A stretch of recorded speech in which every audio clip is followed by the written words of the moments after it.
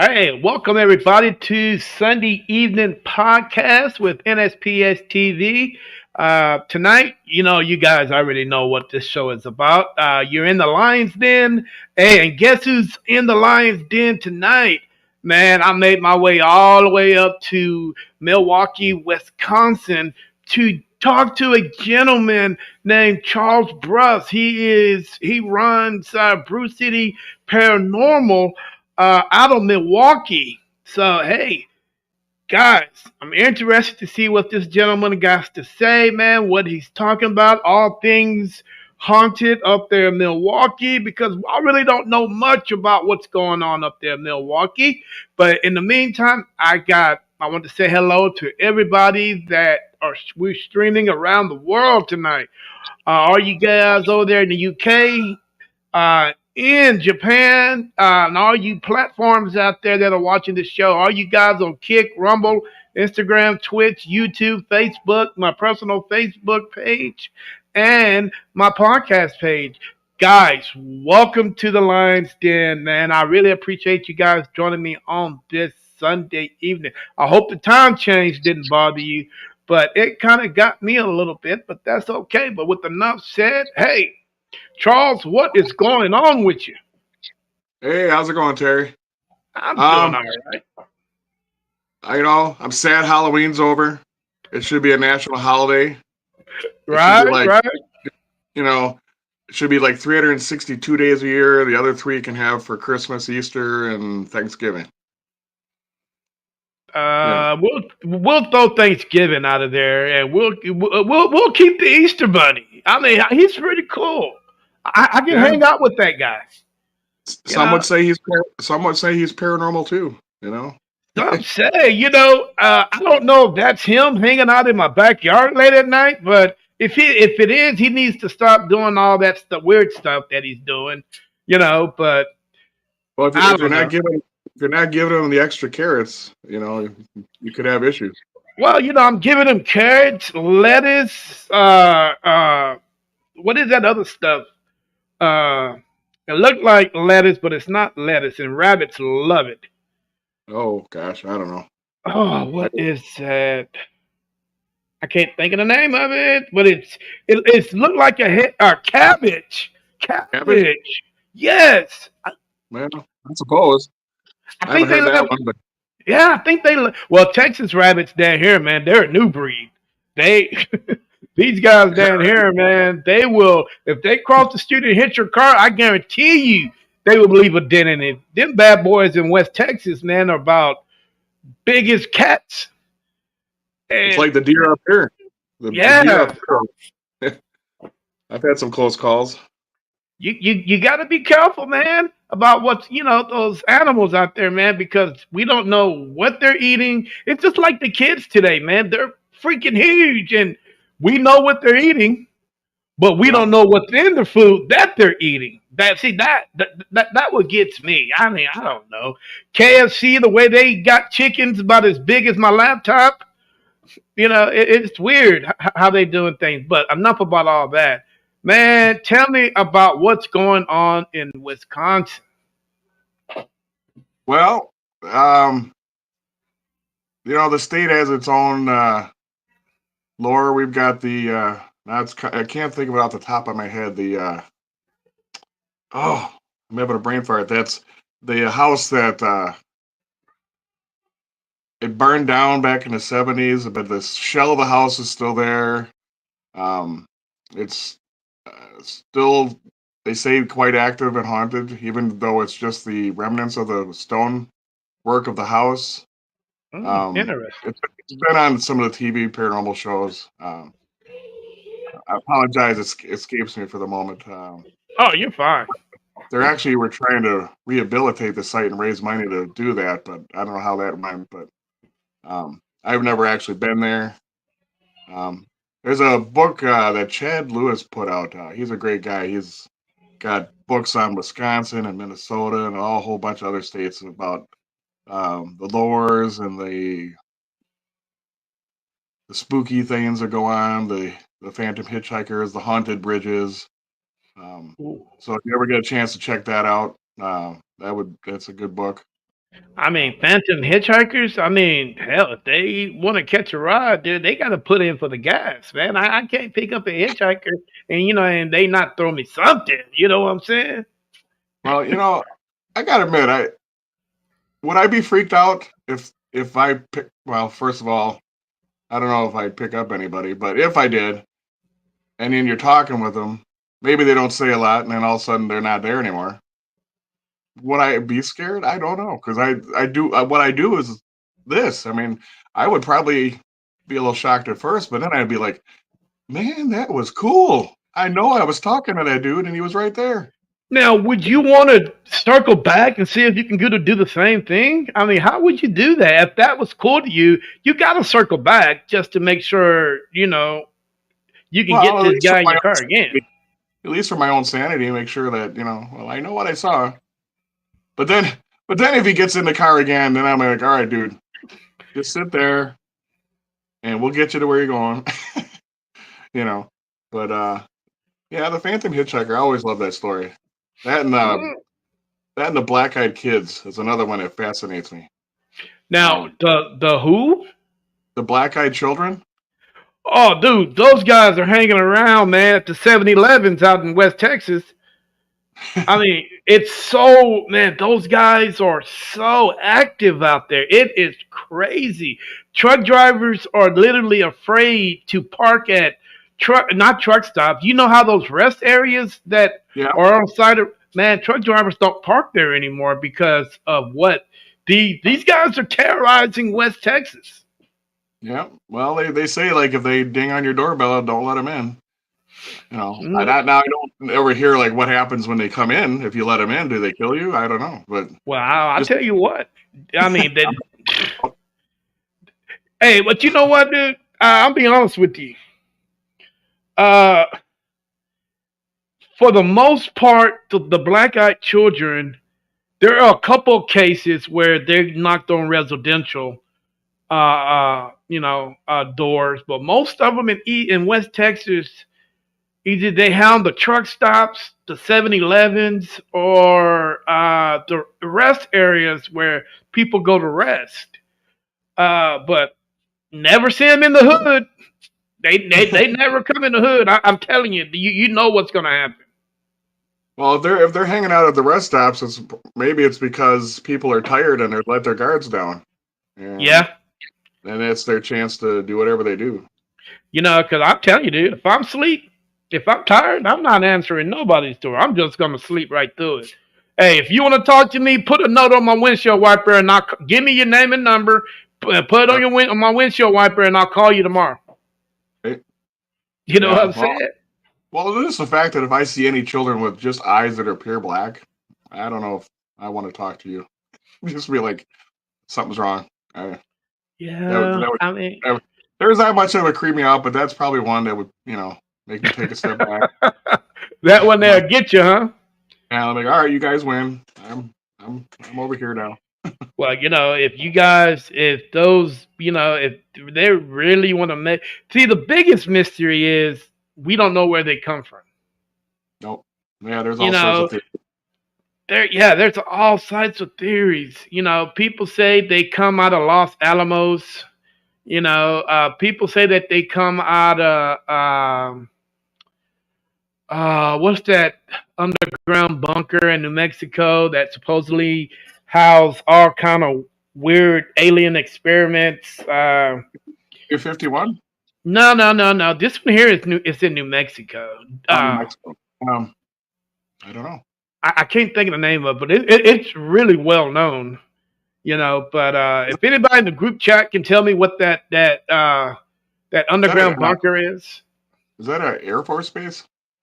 No, actually, it's supposed to be a research facility ran by the army, but I mean, there's like 15 different levels, and most of it is like top secret, top secret. So, and some of them say, well, there are a lot of alien experiments going on below the lower levels, but you're not actually allowed to get there. But rumored is that when they were boring this tunnel out, that the guys that was with the boring tunnel, I mean with the boring machine, actually came across aliens and they had a shootout. Oh, Pretty well, interesting. yeah, it's hard to. That's what I love about the paranormal. To me, it just encompasses so many different topics. Everybody thinks ghosts and stuff, but you got Bigfoots and UFOs, and I believe in UFOs and extraterrestrials. I mean, like, why are we the only life in this entire universe? You know, and and when you look at the universe, there's so many parts of it that are way older than we are. And if there's a point in which at that 2 million years ago, they were like we are now as far as everything was the perfect conditions to have life. Well, they Mm-hmm. would obviously be more advanced than we are, and they would probably know how to have the technology to zoom through the universe in a Hmm. And fashion. good, yeah. And the good thing about it, they got past the petty shit that we're dealing with now. Oh yeah. I Well, mean, hopefully we don't learn the hard way with that kind of stuff. yeah. I mean, because there's too much pettiness going on. You got paranormal teens fighting paranormal teens over a square block, dude. That's like kiddish stuff. Who Yeah. does that? At the end of the day, nobody owns that building except for the owner. So, if you're going to fight with anybody, fight with him. Don't fight with the team that wants to investigate it just like you do. I don't understand. I could never understand that whole logic. Well, that's part of the reason our group got started because Brad, who was our my co-founder, um, we were part of another group in Milwaukee, and the internal dynamics of that group changed in that it seemed like it was they were trying to get on TV more. Hmm. Like they really wanted to have their own show and stuff. And I'm like, okay, first of all, that's kind of stuff is pretty rare if you get that opportunity. And I personally, that's not why I do this. I do it for helping the people that, they're generally freaked out. There's something going on in their house and they would like answers. And so part of the problem happened when the head of that group started arguing in our on Facebook chat area about something, and I kind of stood up for him. I'm like, hey, knock it off, man. This isn't cool. Long story Exactly. short, we decided, you know what? Let's start our own team. So we ended up doing the website. Hmm. We built the website, did not make it live right away, of course.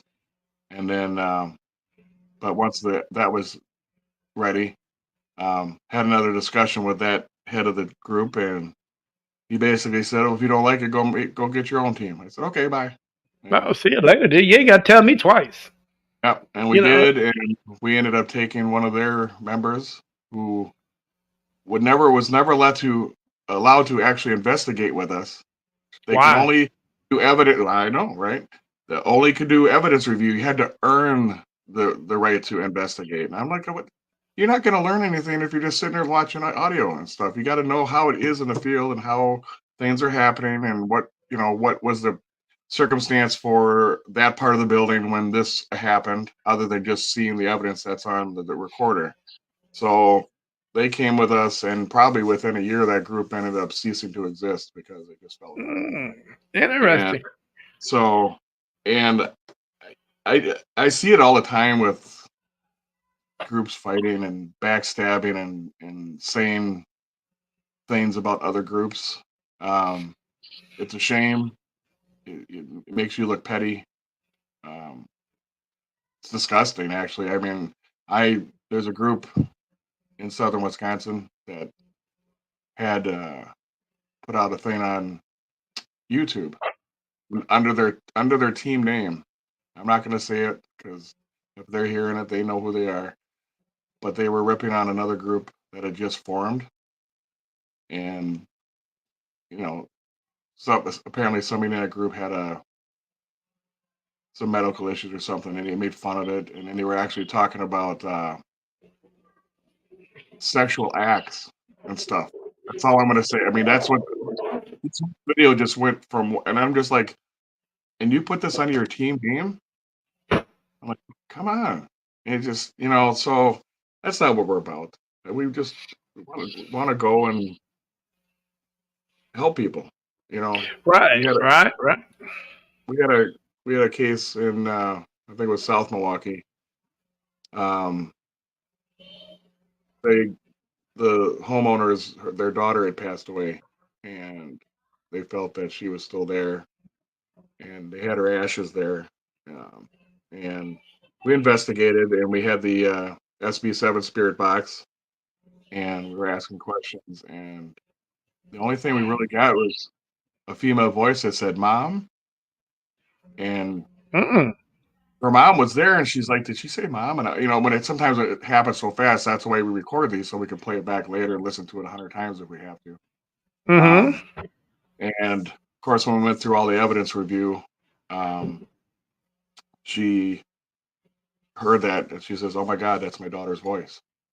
And she started crying, and I came and I hugged her, and it just brought her peace, knowing, that that it isn't the end.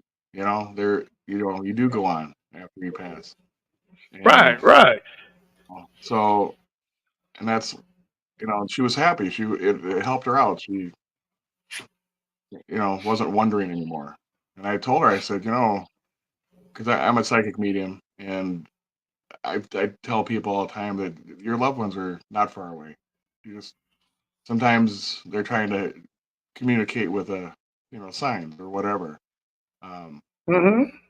and you just have to listen. I always tell people too that dreams are a great way for spirits to communicate with us. Oh So, yeah. because I mean, who Dream. hasn't had a dream that felt so real you swear to God you were in the dream? Well, Mm-hmm. the reason for that, because that's not just a dream. That's a little bit more. It's Right. Oh, yeah, you're absolutely right. Tell me a little bit Milwaukee, man. I'm curious to know a little bit about that city. How big is it? Is there an abundance paranormal investigators there? I mean, besides the cheese and the well, she's the king here. That's a statewide thing. Um, well, let's see. Milwaukee, I believe it got started as a 1830s. Solomon Juno founded Milwaukee. It was basically a fur trading town along the river. Native Americans were here. Slowly grew, became a great settlement for German immigrants. And of course, the German immigrants had brought the beer. So hmm Miller Beer, which is still a very large brand. It's they got their start in Milwaukee. I want to say 1855, something like that. Um, so we eventually ended up becoming like the beer capital of the world. We had so many breweries. We had Schlitz, Pabst, Miller, Ondecker, Milwaukee uh, best. Milwaukee Best. Yeah, like there's just a lot of breweries. That's kind of how our team name became too. We're like thinking about, well, what do we want a team name to be? There's a lot of groups out there that they got names of. I don't want to bash it. It's when people are like scared hmm to and they don't know what's going on, but they want to contact the team, and your team name is Demon Hunters. You know, like, what? Or they're using like this imagery of like skulls and blood dripping from the skull, and we're the demon hunters. And I'm like, oh my God, it just ah, why are you doing it? You're scared enough, and how do don't do that. So we wanted a name that would just kind of reflect Milwaukee, where we're from. And Brad was the one that came up with the name. He's like, well, we're known as Brew City, so why don't we call ourselves Brew City Paranormal? I said, dude, perfect. And that's It's definitely an eye catcher. yeah. And then our logo is just a simple um royalty free ghosts that we kind of intertwine together. Yeah, they look Just like I'm looking at them now. They look like they're having fun. right. They look cute. I mean, they don't have fangs. There's- they're not dripping blood. Come on. Yeah, right. They look like they just hanging out, man, doing what they do. Right. So yeah, Milwaukee. Yeah, so I mean, Milwaukee, go ahead. we oh, I'll just say Milwaukee. We've got the Pfister Hotel. That is famous, especially for the baseball teams that come through to play the Milwaukee Brewers, because Brewers, give it a shout out. Um, like Charles Pfister, who's the guy that built the hotel. I want to say like the 1890s. It opened. He's still been seen there to this day, walking the hallways, checking out his hotel. And you can look online and just type in baseball team ghost stories Pfister, and you'll see a bunch of players from other teams that have stayed, and they're like, "Nope, I ain't staying there anymore." Or I'll see, it's funny. I'm like, I mean, I guess because I do this all the time, it doesn't bother me. As a Hmm. if someone doesn't know, I'd be like, dude, if you just saw Charles Pfister, a historical figure in this town, just take it and go, man, that was cool. Yeah. I saw a little piece of history in 2024 because Mm. it's it's just amazing, and these they see him. I think there was an incident this past season that's happened. I kind of laugh, but you know, Oh, it's wow. but that's the big one there. Unfortunately, we had Jeffrey Dahmer. Um, I remember that quite well. The place where the Oxford Apartments was, um, it got torn down. Man, probably months after all that went down in 1991. Um, Hmm. I kind of wish I would have got a picture of it at the time because I remember when that all went down, we're like, oh my god, we had a serial killer, for at least a few years doing his thing here in the city, and nobody knew. Oh, And wow. but when I drove down there to see the place where he lived and killed several of his victims, um, there was the building, and it was like a zoo down there. Like there was like traffic jams on this. It's a normal like side street in Milwaukee, but there's this Hmm. big apartment building there, and there's just traffic jam. People just wanting to see the building, and yeah, I guess I was a gawker too. It's not every day that happens. You know, I'll admit it. I went down and looked, but they tore it down, and then there was going to be plans to put a park there to have a better spot for remembrance or something. But Hmm. as of today, it's been gone 30 years now, and it's just still a big vacant lot. Oh, Um, wow. Most Uh, people wouldn't know that what it was there, but yeah, right. Is there abundance of paranormal investigators in Milwaukee, or is far and few? Um, well, there's two of us for sure. There's one down in Racine, which isn't too far away. Um, there's one in Madison. Um, so they're around. There used to be a website that I don't remember what the name of it had a list of all the paranormal groups in the country, but I don't think it was very well updated because Hmm. some I'd click on a link and it was a dead link or whatever. And that's how I got to see some of these people's with their names of the groups and their artwork and stuff, and I was just shaking my head. I'm like, oh. No, not good at all. It'll scare the kids. Right? Yeah. We do what we do, but it's not supposed to be like Halloween all the time. It's just Interesting. All right, now you mentioned literally a couple of minutes ago that you are a gifted individual. yep. Uh, how do you handle your gift? Do you open it with open arms, or sometimes you sit on the toilet and ask yourself, "Why do I have this? I Well, wish this would just go away." no. Well, here's the thing: we all have the ability to be a psychic medium. It's whether or not you open yourself up to it and learn and grow. I didn't know I was a psychic medium until 2016. Um, Now, everything happens for a reason. There are no coincidences. Scotty Rorick, who is a really well-known psychic medium in this state, he's been my mentor, and this is how everything happens for a reason. Everything lines up, falls in a way. So 2013, I met him, or 2012 maybe, no 13. He was at a paranormal conference, and I met him very briefly there, and we chatted, and it was unremarkable. At least for I was like, yeah, cool. I met Scotty, But then fast forward to 2016, our paranormal group was at the Milwaukee Paranormal Conference, and we had our table set up with some of the video from some of our investigations that our clients allowed us with confidentiality agreements allowed us to use with Mm-hmm. shadows that we caught and stuff like that. And Brad and I, or Andy and I, were watching one of the Katrina Weidman listen to her talk. Brad was manning the tables, and all of a sudden, like almost near the end of her talk, he's blowing up Andy's phone. Like, there's something wrong with the videos here. People are wanting to watch them, but I don't know what's going on here. Well, we're like, okay, we'll be there in a few minutes. Just hold tight, But he kept like, no, you got to come now. So we're like, all right, we're coming. We get there. I literally walk out to the front of our table. Here comes Scotty Rourke walking by.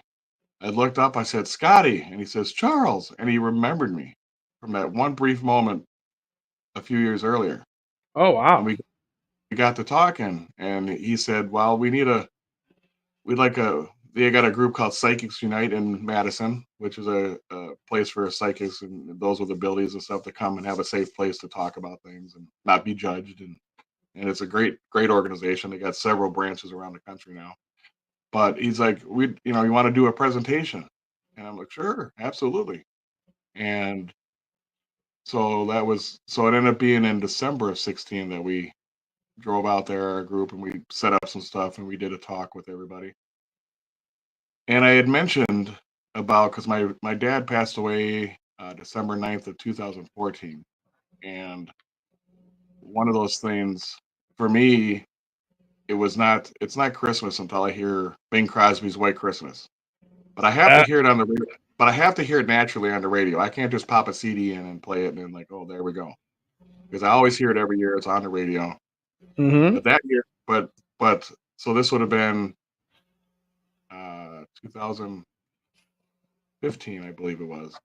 I was missing my dad. It had been about a year, and um, I was just getting kind of bummed. I'm like, I still haven't heard White Christmas, and I'm listening to Christmas music all the time.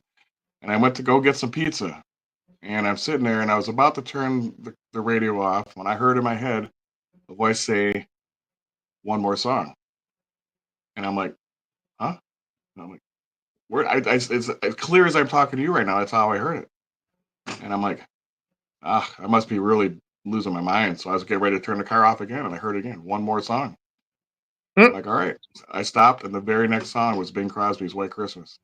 Oh And wow. man, the tears came, and I'm just sitting, So I was telling this story at the Psychics Unite, and I made the flippant comment of, well, I know I'm not psychic medium like you guys are. And Scotty said, oh, but you are. And I sat there, my mouth dropped. Oh, what? And it blew me away that he said that. And so we ended up talking afterwards, and he's like, "No, man, you are." And so he's been my mentor, and I'm still learning. It's not like some people were born with this, and they mm-hmm. just knew right away, and they could see. Not everybody can see spirits, but for me, I don't. I've seen shadows, but I don't see. When I see somebody, like if I'm doing a reading, I'll see the image of the person in my head, and I'll describe who I'm seeing like that. But um, So Annette Hack, she has been another big influence on me. I've taken a lot of her psychic medium classes, um, and it's been an amazing journey. But now that I know, it's just when I think back my entire life, I'm like, it makes sense now. Mm. When certain things Interesting. were happening to me, like you know, now it just makes sense. Mm. Now, have you ever heard any of this a conversation me and you having now? Did you ever hear that with your mom or your grandmother or your great great grandmother if she was around at the time? Because the reason why I'm saying is people with have that psychic twinkle twitch is normally runs in the family.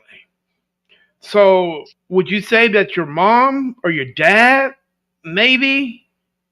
Well, it's that's the thing is, if my mom had it, she never told me, Mm-hmm. and So here's the thing I told my mom. So my mom passed away in May of 22, and so since then, because she ended up living with us the last since 2015, because her health was not the greatest. I always told her about the dreams and stuff, and I think my mom was trying way too hard to have an experience. She always said, "Oh, I never got anything," you know. And it took a little while for something for my dad to come through. And but like the one time I told my mom when it happened, I said, "Now there's your sign." So we went to go visit my dad's grave at the mausoleum in the cemetery, Mm-hmm. and they would always go every fall. They would go to Horicon Marsh and watch the geese coming and going for the fall or winter, um, and they just loved doing that. And they'd always be looking at the birds and the hawks. Well, we came out of the cemetery that day, and literally directly overhead, probably 20 feet over our head, a flock of geese flew right over our heads, right when we came out. Oh And wow. right away, my right side got all tingly. And that's one of my confirmations when I know it's like a sign or if I'm getting a message from somebody, that kind of thing when I'm doing Mm-hmm. a reading. And I just looked up and I said, "Mom, there's your sign." She's like, "What?" I said, "Mom, look, the geese. We just visited Dad's grave. We came out of the cemetery. The one thing you guys love to do was looking at the geese, and here's a perfect bee flock of geese flying right overhead, right when we came out. Five Oh seconds wow. later, 5 seconds later, we wouldn't have seen them, because they were Interesting. gone. So she was like, "Oh, okay." It's like Wow. so. Now, Brew City Paranormal. How many members are a part of your organization? Oh gosh. Well, we got myself, Brad. We got Andy, Melissa. Scotty is a member as well, although he has his own group in Madison. So he's helped us out on investigations. Um, and my wife, she's still listed on there, but she kind of took a back seat. She'll help occasionally, but um, so that's about it right now. We used to have other members, but then they come and go. Um, Yeah. some some people don't take it as seriously, Yeah. um, and it's one of those things like we had a guy that if you're going to be on a team, you got to do the work. You got to put your time in. Don't Mm-hmm. don't take it for granted. And just when you're assigned something, do it. So we had um, a case where we gave this chunk of video for this guy to watch, and for a month he did nothing, and we're like, "Dude, what did you do for a month? We got to get this evidence. We got to with everything else, we want to get it done." So Right. I said, "See ya, bye." He says, "Whoa, Oh. what, oh, come on, man." I said, "No, come on. You had a month." And then even a week ago, I said, "How's it going?" He said, "Oh, it's coming." And then you did nothing. So then we Mm. ended up giving that chunk to another member to go through, and they ended up finding a really awesome clip of a shadow that went right across the view of the camera that actually left a shadow on the wall when it went by too. And Brad Oh was sitting wow. in the he never even saw it. So now I'm thinking if he would have watched this, would he even have seen it? Because it Yeah, happened quick, probably right. and it's like it's frustrating. So if you're going to be part of the team, just know you're there. It's not like it's going to be on TV, where if you just I'm going to go investigate spooky places, and then that's it. Yeah, Mm. okay. Go Yeah. investigate spooky places, sure, but now you got to look at your audio and your video and do the job and get it done so the people can you Can know check it out. Now, do yeah. you think? What do you think the difference between a paranormal investigator and a ghost hunter? Well, I some people probably say nothing. I don't like the term ghost hunters. I Mm-hmm. mean, it's because I don't go hunting ghosts. I don't have a gun. I'm not going to go out and shoot a like I'm shooting a bear. That's what it implies. I'm ghost hunting. No, Right. You're investigating the paranormal. That's what you're doing. So call yourself a paranormal investigator. Um, Mm. I used ghost hunter in the past, yeah, but now I've come to my senses and I don't do that. Mm. Why do I, you? Now, why do you think that name is more important than paranormal investigator? what do you mean? Like why people think ghost hunter is more important? Yeah, yeah. Why do? Because when I'm in the streets and I'm hanging out, and oh, you're a ghost hunter. I'm like, no, man, I'm a paranormal investigator. There's clearly a difference between the two. You Well, know, you can. it kind of makes me upset because when you think, like you're saying, Charles, when you think of a ghost hunter, you think of someone that's going out and going hunting for ghosts. I'm like, no, that's not what we do. That's not my calling. I am an investigator. I investigate locations. I educate people on on certain topics about paranormal investigator. If I was a ghost hunter, I can go to any location and hunt for ghosts. But like you say, Yeah. that's not what we do. Well, you can blame TV for that term because the very first one that really got it going was Ghost Hunters with um, Jay and Grant, and um, Ghostbusters, the movie. that. Well, yeah, that's true. Yeah, that kind of laid some foundation back in '84 with that movie. But I think, I just think TV. It's been a good thing for the field, and then it's also been kind of a bad thing because now I love Ghost Adventures. I love it. But man, everything is not a demon. I mean, come on. Do I believe in demons? Sure, I do. Do I believe they're like they are on Ghost Adventures? No. All my Well, investigations I've ever done, I have never experienced anything I would consider demonic. I've experienced a-hole spirits. I mean, I feel that if you were a jerk in life, you're probably a jerk in the afterlife. mm-hmm. Um, you know, it's just the way it is, and we've had that. We had one case. It was a part of a hair salon, but the building itself dated back to the late 1800s or yeah, or early 1900s. But the earliest records we could find started in the 1920s. But it was like a World War II recruiting station at one point, and in the 1950s it was a restaurant for a lot of years, and then it became a salon for like 30 plus years of different owners. Mm. But it was part of a building that had apartments in it, and in the basement, like the one of the best EVPs we ever got. Um, the the there was supposedly this old guy that part of the basement was his when he was alive, and he was just a jerk, didn't like women, and passed away. And now it's kind of like he's still there. He like when the ladies from the salon would go down there, they had some boxes that were stacked up, and they got pushed down on top of them. Oh Um, wow.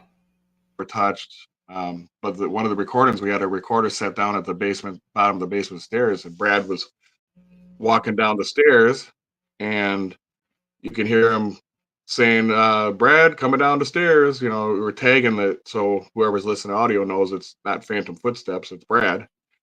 And it gets to the bottom of the stairs, and well, I won't say it because we're on a podcast, but it was F you, this old man gravelly voice, just like F you. And it was so weird. Brad, he was like, "Oh my god, dude! If I would have heard that right then and there, I probably would have done a roadrunner up the stairs." And you know, Well, man, hey, we're not supposed to run away. We're supposed to run toward. I know, but it was just, I think it's because he was the only one down in the basement. Hmm. It's nice when you are with somebody because we always try to have at least two people together. So if Right, something happens, you have somebody to verify. right, Um, right, right. but he was just the first one going down, and somebody else was going to be coming behind him in a couple minutes, and that was a great one. And Mm. then Oh, there was another one in that same location. There was a fire down in that basement back in the 50s, and you could still see part of the fire because the old wooden girders that are under there were burnt. we're burnt. And Okay. we actually were talking about the fire, and then there's a EVP of a whispered voice that says rafters are burnt, and I'm like, it Mm. was nice and clear, and so that was pretty cool too. Oh, I So bet, man. Sounds like it's cool. Charles, let me ask you a question, bro. If you was to rate how dangerous a paranormal what we do from 1 to 100, where would you put us? for danger. Yeah. Um, man, it's a lot of it depends on your location. Because I mean, I've seen some of these places people go into, and it's sketchy. Like just the safety factor. There's an abandoned house in the middle of the woods that's been abandoned for 60 years with holes in the roof. Well, guess what? Those stairs aren't going to be very safe when the termites and the rotted mildewy wood are there, and you're going to try to Mm-hmm. walk up the stairs to see, hey, I heard something upstairs. Well, yeah, and then you fall through. Well, that's not a smart idea. Sure, it's creepy, fun, and you might get lucky and go upstairs and not have anything happen, and then you keep coming back, and then somebody did fall through the stairs finally. So I would rate that up pretty close to the top. Um, as far as spirits go, like I said, I would love to investigate like a prison at some point or an insane asylum because the types of spirits that would be in there would be not your average spirits probably you have in your home. Um, so that would be interesting. I believe there's now back to the demon thing. Do I believe in demons? Well, was the Zodiac killer, was he a demon? Well, some people might say that. I guess I don't know. But do I believe in attachments? I do believe because um, a lot of it could be your personality. Um, the spirit that's there might feel like they have something in common with you, and they might want to just hang out with you a little bit more than you want. Yeah. Now, I didn't realize this. I think I had an attachment for a little while. This had probably been back in 14 or 15. Um, I had some stuff going on. I lived in a mobile home for a while after I got divorced, and myself, I woke up one day and I had all these scratches on me, and I'm like, I got no nails. I got no nails. All right, and I have no cats, no dogs. Woke up with these scratches in places where I would have to like really bend around to scratch. And I'm like, what the heck? And then I remember coming home from work that day, standing in front of the mirror in my bathroom, and my chest felt really warm all of a sudden. And I looked, and there's a scratch right there. And I'm like, what's going on? And I started, and then during the same time period, I had a phantom smell in my living room. I smelled all of a sudden. It was like I heard this like a female voice mumbling something. I couldn't make it out, and then I'm like, mind you, this is before I officially knew in 16 that like I was a psychic medium. Mm-hmm. But I heard the voice, and I'm like, did I hear that? No. And then all of a sudden, I smelled this really flowery lavender smell for about 10 seconds. It came in really hard and strong, and then it's just as quick as it was gone. And I sat there Mm. like, damn, that was cool. And I had a few other things, and then when Beth came over, my wife, she she was just my fiance at the time. When I was sleeping, we decided to set up the camera and just let it record. Mm-hmm. And we never did finish watching all of it, but when we got up to the one part where just sitting there, I'm sleeping, and it wasn't me dreaming because if I would, I'll mumble in my sleep, and you could tell it's me. But all of a sudden, there was this little, this little creepy giggle, Oh and wow. then it would sound like a couple quick footsteps across the kitchen floor, and I'm just like, "Did you hear that?" And we played it back a few times. I go, "Oh, we heard that," and I'm like, "That's that's when my wife said, you might have something attached to you that you might have brought home from an investigation." So Mm. we did some because she also had noticed my personality was changing. Right. I was a little more irritable, a little more grumpy than normal because I'm usually a pretty fun-loving guy and just joking around all the time. And Oh. when she pointed out to me, and I'm like, "Yeah, you're right. I have been kind of on edge more lately." So we did the sage thing and the prayers and stuff, and basically said, you're not allowed to come back. You have to leave. And it was after that, it was like night and day. I was like, "Holy cow!" Oh wow. And so because of that. we started doing when we do our investigations, we do an opening and closing prayer, um, Okay. so that we only want the best and possible, the best and how many, the best experience for the client, and so that we can help bring them peace. And then we do the closing part. Uh, we reiterate that, and we also say, but now you are also not allowed to follow any of us home. You have to stay here, um, and like that. Um, and it seems to have worked that way. Okay. Cool. We don't do like cleansings. I know. I mean, it worked at Mm-hmm. our house. I um because I'm not. I just don't do cleansings. I know somebody. Scotty's done cleansings, and I was there when he did one once. You got to know what you're doing, because I mean, if you're in a place and people are having problems and they're freaked out, and you come in and you don't do it right, you get to go home. These people Right. are still here, and now you've made it worse for them. I don't want to be responsible for that. I don't, I try to let you know, because we haven't had any cases, like I said, where anybody's got to be worried, you know. Um, but you just, we did have one when I was with the old group. Um, we determined that it was an old lady that must have come with some furniture attached to the Mm. furniture that they got at a church sale or something. Um, and this is what, man, I haven't talked about this in a long time. So it was amazing about that one is we was on part of the investigation there, and then they did a cleansing. They went around and said the spiel and the sage and all that, and then we left. Mm-hmm. And I guess everything was fine for a while, and all of a sudden it came back like double, and we're like, "Holy cow!" Um, so we came back and we decided to really double our efforts. And this time when we did the cleansing, and again, I was just part of it. I wasn't in charge of it, Right. and it was still really new to me to experience it. But we, instead of just going through the house and saying, "No, the Lord Jesus Christ," um, go to the light, blah blah blah. Um, they decided to like literally go in to the closets and blow some smoke in each of the closets in the attic, anywhere like something could hide Mm-hmm. in the rooms.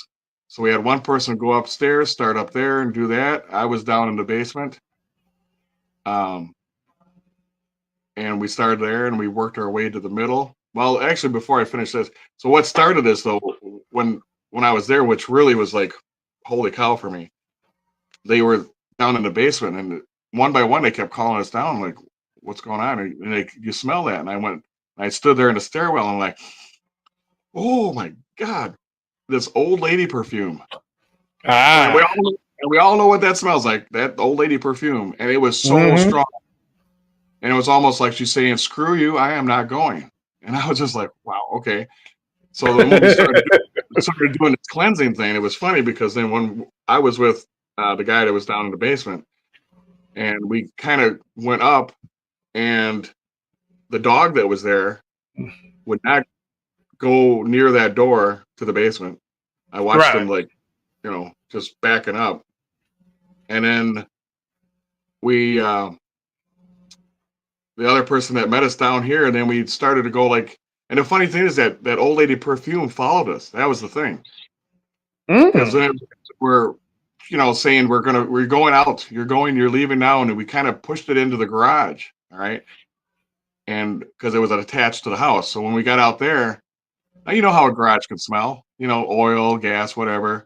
Right. Old lady perfume, stronger than ever. Opened up the door to the garage, went out into the driveway, still, even in the open air of a driveway, still old lady perfume. And we kept going to the end of the driveway to push her out. And then we marked the end of the driveway with the sage, and, and say, go to the light. You're not welcome here anymore. And, well, I mean, I haven't, at least for 2 years after that, things were fine. So, but to experience the old lady perfume, like we were literally kind of pushing her right out, that was amazing. So, Oh, oh wow, dude. I wish I could experience something like that. I think that's cool right there. Are you And it's guys are you guys mostly residential, commercial? I mean, what exactly do you guys investigate up there? oh well, we've done it all. We started out mostly residential, um, but a couple of the cool places we got to do was a place called the Abandoned Haunted House Complex. It's down in Pleasant Prairie, Wisconsin, which is out south of Milwaukee, right on the expressway. Hmm. Um, that we got to investigate there several times now. Back in 2012, no, 13, oh, 13, my wife and Brad, we went there to go through the haunted house. It was just one of those annual haunted house attractions that was part of an old building that's right there by the expressway. And before we went in, I just, and maybe this was the psychic medium in me that knew something at the time. Now, now I think back because I felt like this place has got to have activity. It just feels like it does, And now Hmm. it's people, it's an old building. It's going to have activity. Well, no, it doesn't. Not always. Okay. It just, Right. but, but I was like, something about this place. So I ended up talking to the owner of the place and I told him who we were. And I said, well, we don't charge. We never charge.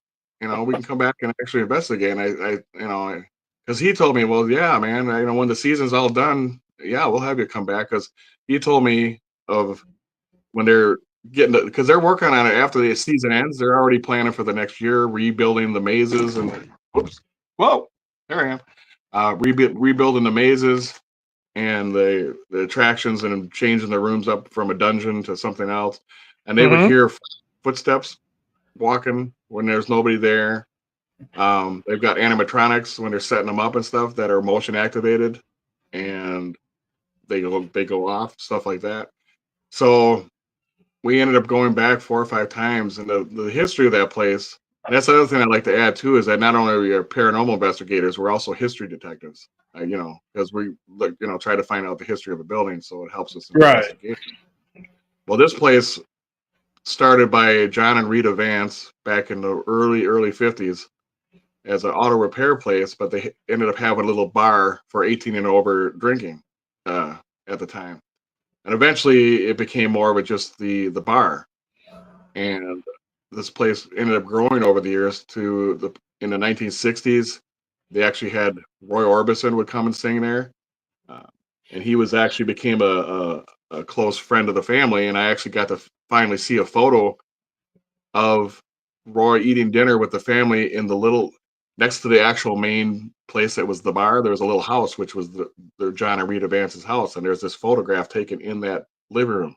So I finally got to see that, Oh wow. and and so she Rita Vance owned it. And she died sometime in the 1990s, I believe, and this building was abandoned for all this time, and it was really going to get torn down until I can't. Corey was the guy who bought the place. He bought it for the purpose of turning it into a haunted house attraction, and that's what happened. So we investigated, and well,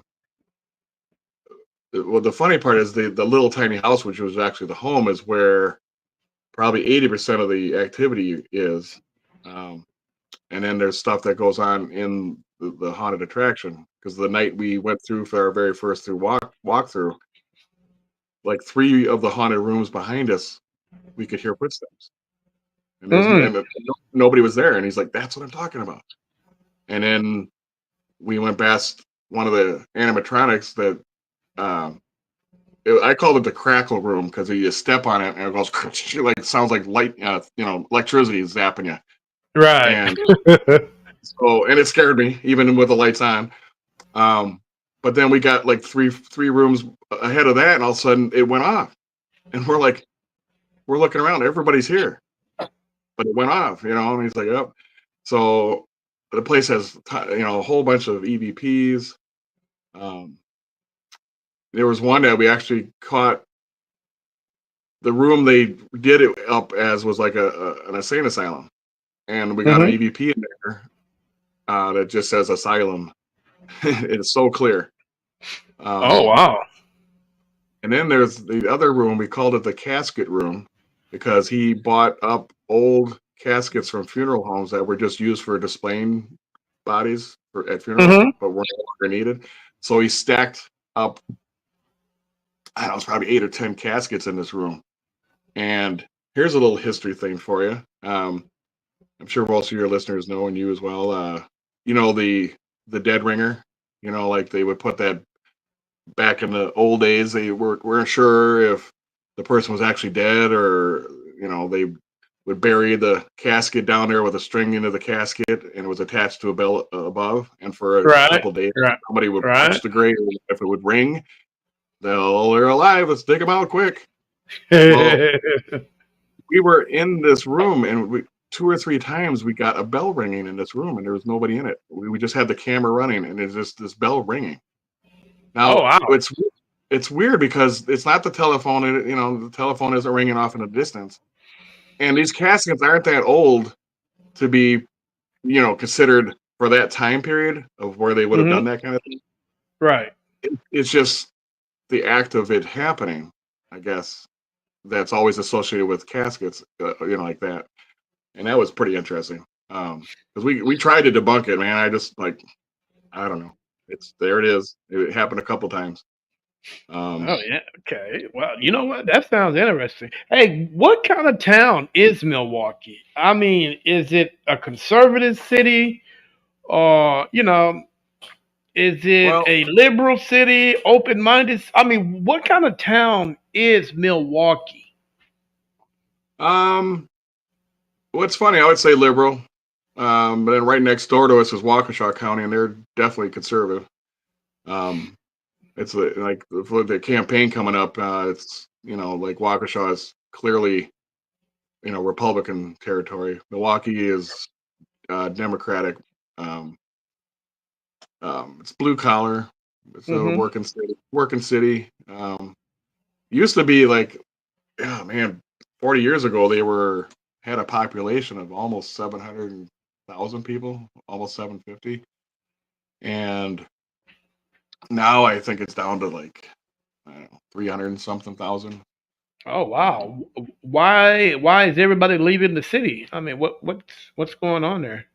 well, Milwaukee's gone through its troubles and times, and like some of the big employers, back in the I want to say the 90s, I think it was Pabst Brewery was one of the biggest breweries around. Well, they shut down, and laid off thousands of people.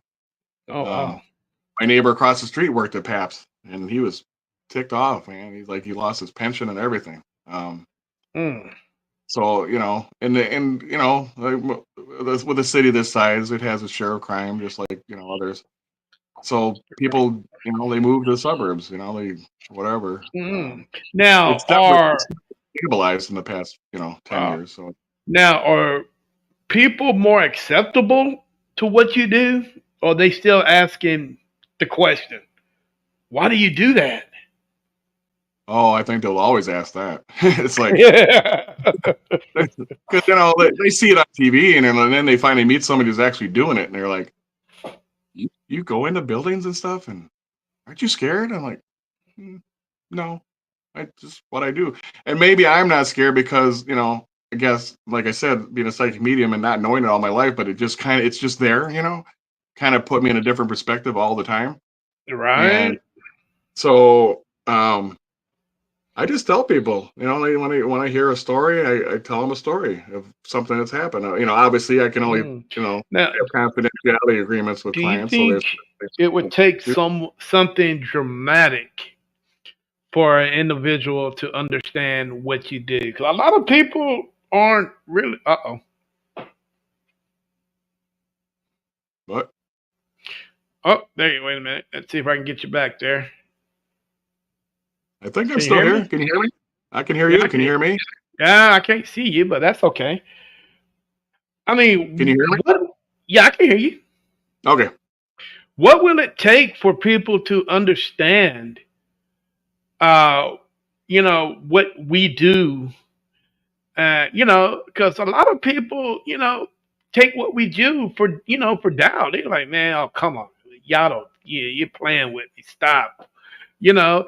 Will it actually take a spirit to come up to you and pop you upside the head for you to understand that these things are real and stuff is really happening in this world? Or will it, or I mean, what will it take for people to understand that there is something going on? Well, that's just it. I think it's going to take somebody's own personal experience. Um, thankfully, all the TV shows that have been out since, like, I think Ghost Hunters started in 2008. That was the first big one. All those shows, good or bad, have brought it to the forefront where I think it's mainstream a lot more acceptable now. There's Hmm. still going to be a lot of people that think, that's baloney, that's hogwash, and I guess it's until they have something happen to them, they're just not going to believe it. They'll they'll think it's like a Halloween every once a year. Everybody talks about it, and then that's it. But Now, yeah, that's crazy, dude. Now, is Milwaukee? Is it more of a Catholic-based town, Christian, or a bunch of religions mixed in all together? well, it's hard to say. I know I'm Catholic. Um, though I admit I'm not a practicing Catholic, and and I've already had a coworker at a different job who thought I was communicating with demons because There go the she D was word again. well, she's so religious that what I do it's an abomination. It's like I'm like, oh my God, please, Well, you know, here's the yeah, but can't everyday life been an abomination? yeah. Oh, I I mean, know. Um, I don't see that. I mean, it's kind of weird to me. and well, and the thing is, somebody who's like that, she's a nice lady, but she's not gonna. She is sold the way she is, and then I don't think there's anything that's ever going to change that. Even if a Yeah. spirit comes up to her and says, "I'm the ghost of Abraham Lincoln," she would probably think it's a demon, and that's how she's brought up, and I have to respect that. Um, this town, it's there's a mix of everybody. I've seen Catholic churches, Lutheran, Baptists, non-denominational. It's just a mix of everybody. Um, Have any other churches reached out to you for any purposes? um, Let me think. No, I don't think so. I mean, we've had a lot of places. No, Okay. no, What I was at about I went to a place once that was part of a church, but okay? it What was about okay? What about universities? Have any of the universities up there ever reached out any for you to check out a location, and stuff like that? well, not the university, so to speak, but we had a group of college students that were doing their final thesis on ghosts, ghost hunting, paranormal, and they asked if they could tag along with us and investigate part of the university there. Um, Man, I'm trying to remember. It's part of the UWM system, and anybody in Mm. Milwaukee knows that the building's a big red building. I mean, this is God. This was I was still in with the old group, so that's how long ago that's because our group started in February of 2014. Um, Mm.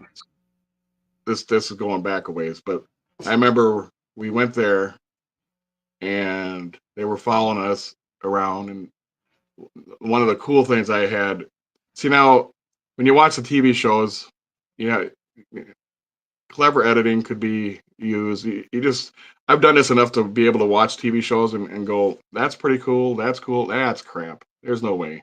You know, they're just full of it and they're doing it for ratings. All right. But like when the K2 meters that we use with the little blinky lights that'll light up depending on the electromagnetic field that is strong enough to light it up. Mm-hmm. Um, a lot of people don't know that those can be affected with walkie talkies. So you could Right. be standing 10 feet away and click that thing off camera and the thing lights up and like, oh, look at that. It's somebody communicating. No, it's Joe over there with his walkie talkie.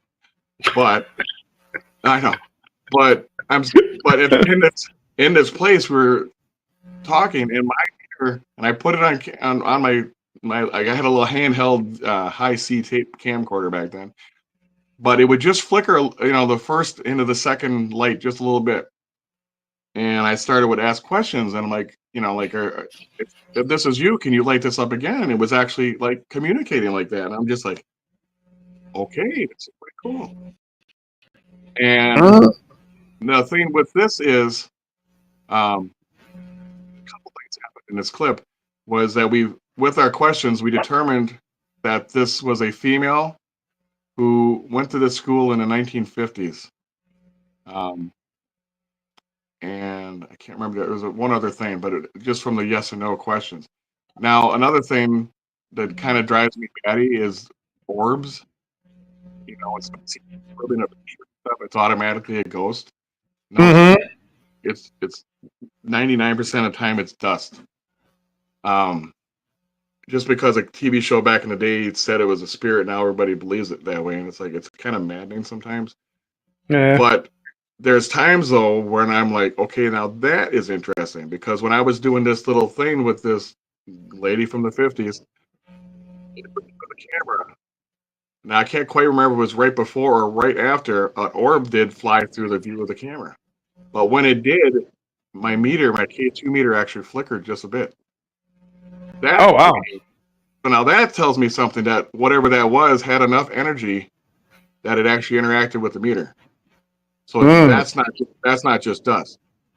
Now, if we could have more situations like that where, if you see it on TV where something flies by and a meter, goes crazy or something at the same time, I would be more inclined to believe that than, you know, because I mean, if you go into your house and turn out the lights with a flash camera, take a picture, you're not going to see much. Now, smack the crap out of your furniture and take another picture. I don't care how clean your house is, you're going to see a bunch of orbs, and it's like, no, you're not having a ghost party.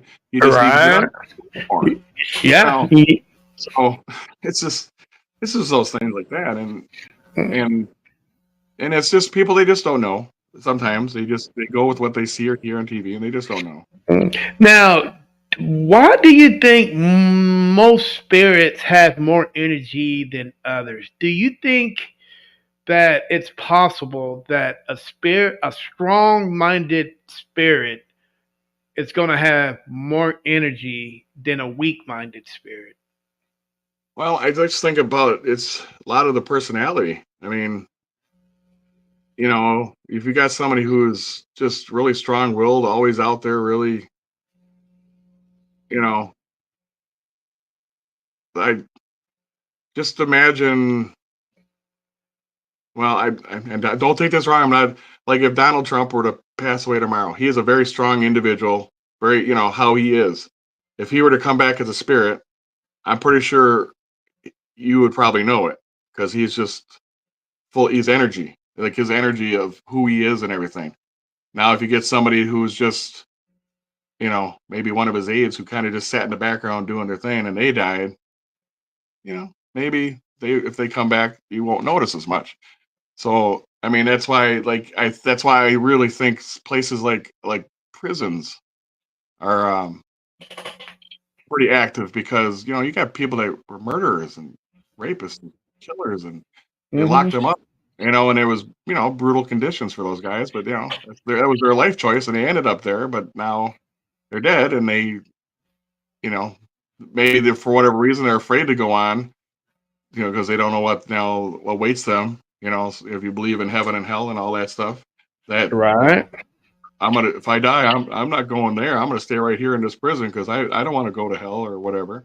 And so there they are. And you know, um, I mean, That's little old lady Granny, she's a nice, sweet old lady. She just kind of like, you have that nice, warm, comforting feeling that when there's a time in your life when you're really stressed and distressed with what's going on in your life, and you just have this moment of calm come over you, like, and then you might smell some fresh baked cookies or something that your grandma used to always do, and then you just kind of feel like, oh, it almost feels like grandma, uh, yeah, who you and said? it's like, so it's subtle, but there it is. It doesn't have to always be in your face.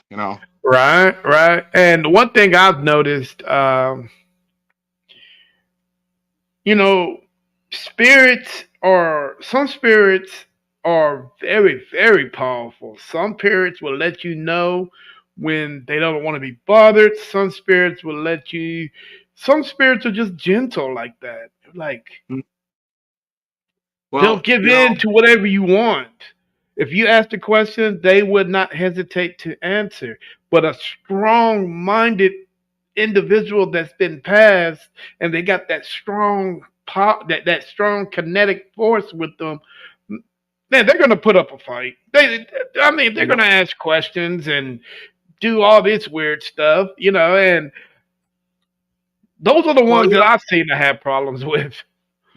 well, you think about it. If somebody's abandoned places or whatever, or the place you see on TV that maybe not a lot of people go to, and then suddenly a life force walks into the area, a human being, and I don't know how boring it can be as a ghost. I don't know.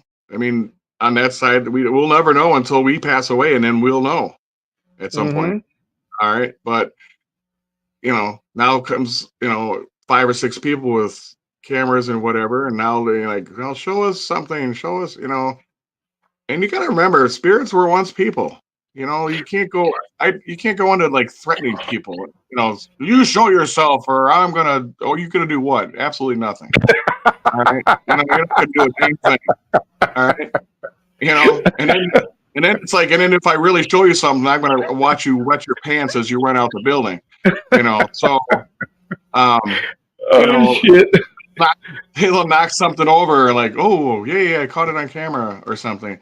You know, um, it's just, it's all, again, I believe it's all in how the will of that person that used to be there, if they're assholes or what. Um, Yeah. you know, I just had a lost thought there, but it's gone. Oh, man, I thought you had gas for a minute there. No, no, that's my exhale of going. Oh, I had a great thought. Now it's gone. You know, I ask everybody this question because I get so many different answers. So I'm gonna ask you and just tell me what you think. And I know if you've been the one because I think every paranormal team has been to a location like this. Hell, I was at one yesterday for Day of the Dead. How do you feel about cemeteries? Um, well, the thing about cemeteries, I heard they're a place that people are just dying to get into, though. Yeah, See it? That's my joke for you. Um, um, do I believe in haunted cemeteries or stuff like that? Now, I've been told by like, I don't know if you ever remember Sylvia Brown. She was a world-renowned psychic medium, and yeah, yeah. I remember watching her once say, "Oh, cemeteries are just to hang around this."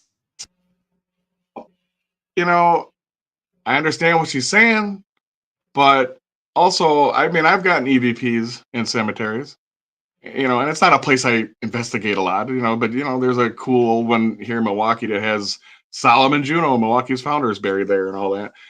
Um, I just think if you get a cemetery that's been desecrated or not respected, Oh, or angry. the gravestones are damaged, I think that can lend to some angry spirits. Kind of like, how dare you? I know I'm not there, but this is where my final resting place is, and you came Right? along and you smashed my gravestone.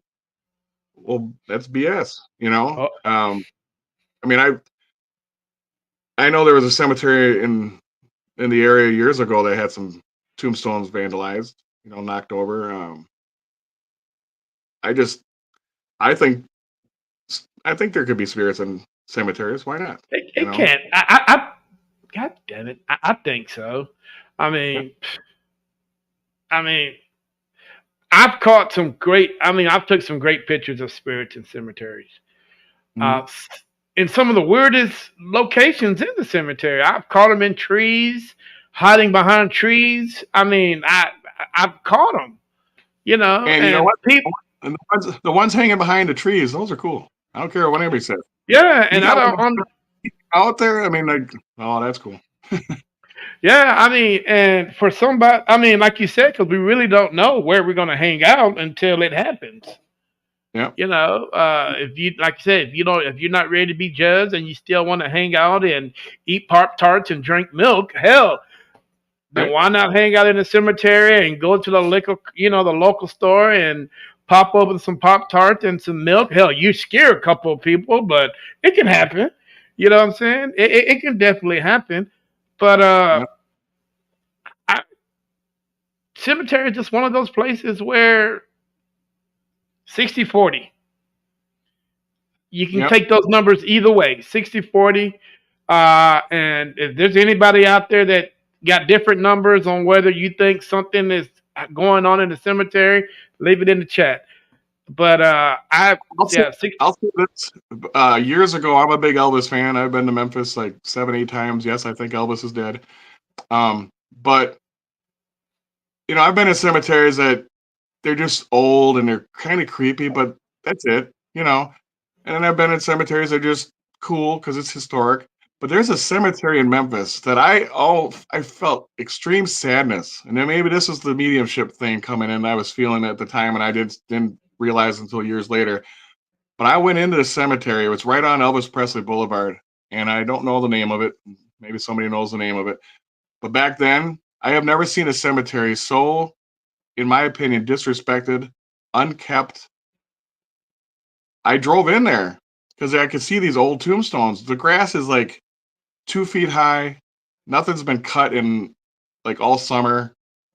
There was some guys in there that looked like they were getting ready to dig up for a grave or something. They looked like cemetery workers.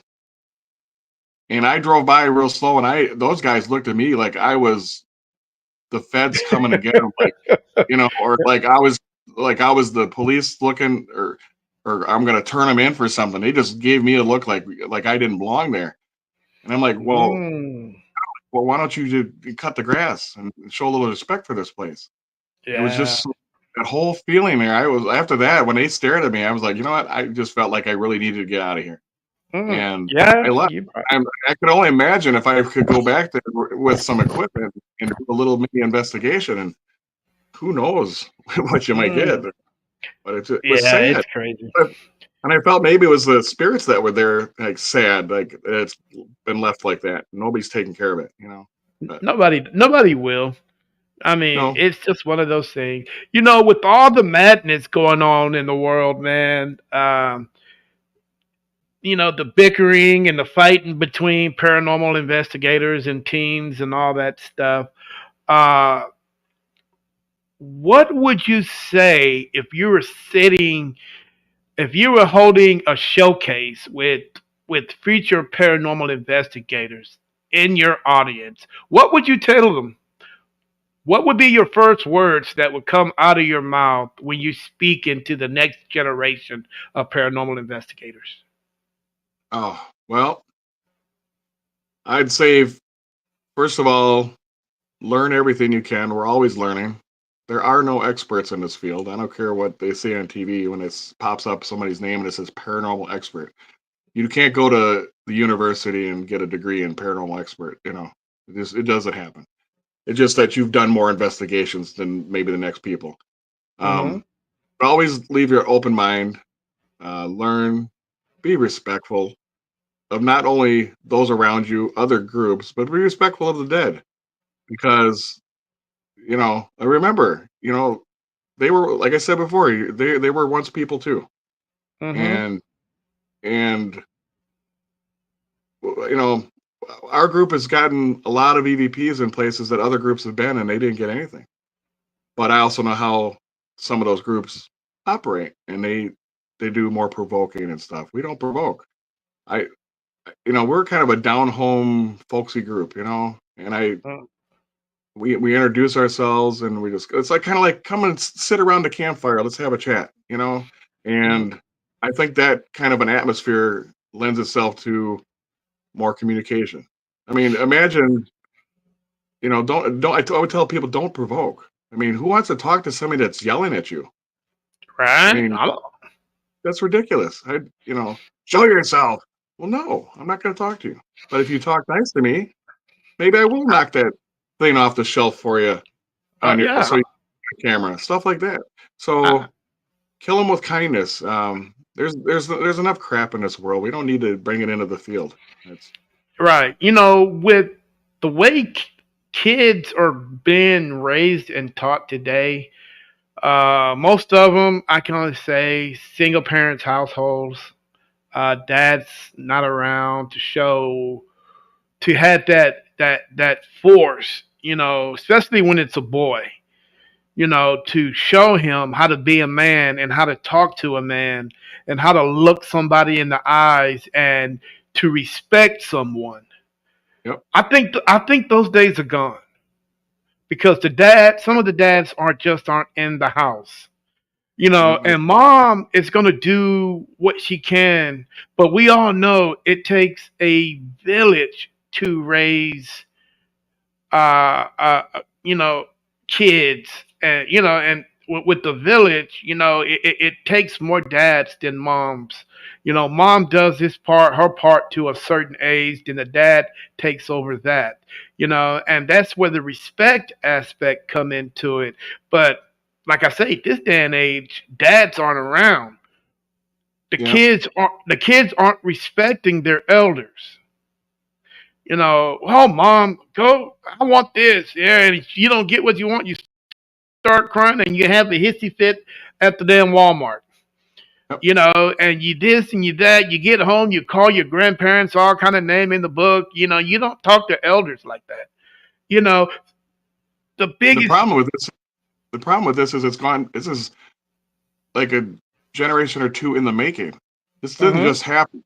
So these kids that are acting like this now, they're going to grow up, and they're going to probably end up those same teaching techniques are going to end up being passed on to those kids, and then those kids are going to grow up. Somewhere along the line, somebody's got to break the cycle. And Okay, so you know, you saying break the cycle, but these same kids are on that cycle right now. You said need to be broke. yeah, These are our future paranormal investigators that are yeah, coming up this generation, the next generation, and the generation so far. So if we don't get this fixed now, can you imagine what the next generation of paranormal investigators are going to be like? oh man. Well, it's going to be a lot of provoking because they're Yeah. going to be like they want everything that they want it now. They can't wait for anything, so they're going to be demanding. Like they're going to walk into a place and expect that you know the shelf is going to fly off, and then if it doesn't, they're going to throw a tantrum. I don't know. I mean, So I mean, if you don't have respect for your elders that are alive, how are you going to respect for an elder that's been gone for you trying to communicate for 60, 70, 80 years uh, past, and you talk to them a certain way, like you said, it's going to be, they're not going to tolerate it. yep. Oh my You God, know, my grandma. I would have talked to my grandma the way I see some of these kids today. Woo, I might and have, that's, yeah. might have a missing. And you know what? And the question that I asked you earlier is, what number do you think of danger a paranormal investigator, what number you think it would be from 1 to 100? As time goes on and these kids get a little bit a little bit crazier, because they have no home training, it's just going to escalate a little bit more and more and more and more, where it's going to get really dangerous for people to do what we do. Yep. And then You there's the know, people that, and then there's the people that let these kids who eventually be paranormal investigators into their homes. So there's times where ooh, we're, you know, I mean, we're an LLC. We've got insurance and stuff like that, and but there's people that they trust you. We go when we do an investigation. We have a pre-investigation. We do a mini one just to see if we catch anything that warrants an investigation. And just about every time something happens, so that we know that it just isn't going to be nothing there. And but they're trusting you when you come in the house because like they may be the only one there, and there's five of us or whatever, and then you know you're going to trust them to go into your bedroom or other places. I don't think I've ever had to have anybody worry that we're going to rob them. or break something, but what's it going to be like 20 years from now when, if they didn't care about their situation growing up, or didn't have disciplines put in place, Hmm. that they go into somebody's home and treat it like their home when they were a kid, you know. Right? And the only positive thing I can see out of this is that their equipment is going to be unbelievable. Yeah. It's gonna help if they choose to do the right thing. It's gonna help them to find the answers probably we didn't find in our lifetime. Well, So, just look at the equipment that back in 2008 when Ghost Hunters started. There wasn't much. There was some cameras, some EMF detectors, and now we've that was got it. the Kinect camera. I love that Kinect camera. I If mean, I can afford it. I got one. I saved up for it, but it's been amazing. But even with that, you got to make sure, you know, because there's false positives that can happen. The Kinect camera is great, but it can map in a lamp on a table as a stick figure, and it's Hmm. not. But Yeah. So it's crazy how in the blink of an eye how things can change. Uh, in the blink of an eye, tomorrow is the future. yeah, It's and I'm just hoping that these kids will understand the foundation that we set for them, and the foundation not only set for them, the foundation was set for us by others before us. You yeah, know what I'm saying? So that foundation has been solid throughout generations. We know what to yeah. do. We knew how to do it. We respect it. But now these new breed of kids that are coming in, I can see cracks forming. Mhm. Now, can we put concrete in those cracks? Remain to be seen. But Yeah. right now, Well, like the show Ghost it's Hunters, when gonna that came fall. out, the show Ghost Hunters, they've always been from day one. You could tell they really care about what they're doing and their clients, and it shows. And then you got the show like Ghost Adventures. Again, I love the show because I can watch that show and I like, that's pretty cool, and they're doing that for ratings, whatever. But how they do it, I think that show has been like the number one show to bleed into everything else with all the hundreds of other groups around the country and how they do some of their investigating. Because when I go on YouTube, I mean, just type in paranormal investigators and 1,000 different home shows pop up, and you see what they do, and they're out there uh, being disrespectful Hmm. and and just not doing it right. And here, let me tell you this story real quick. This is why I don't, because I admit early on I would be one of those that would provoke a little bit. And what cured me was my wife, who was just my fiance at the time. She said, well, because Brad and I paid to go to Waverly Hills Sanitarium and Hmm. Bobby Mackey's Music World, just him and I, to investigate those places. Um, it was an expensive trip, but we worked out where I paid for this part, he paid for that. But it was just him and I, and my wife, or well, she might have just been girlfriend at the time. Said, "Now don't go provoking." And I'm like, "Yeah, yeah, yeah. I won't. I won't, honey."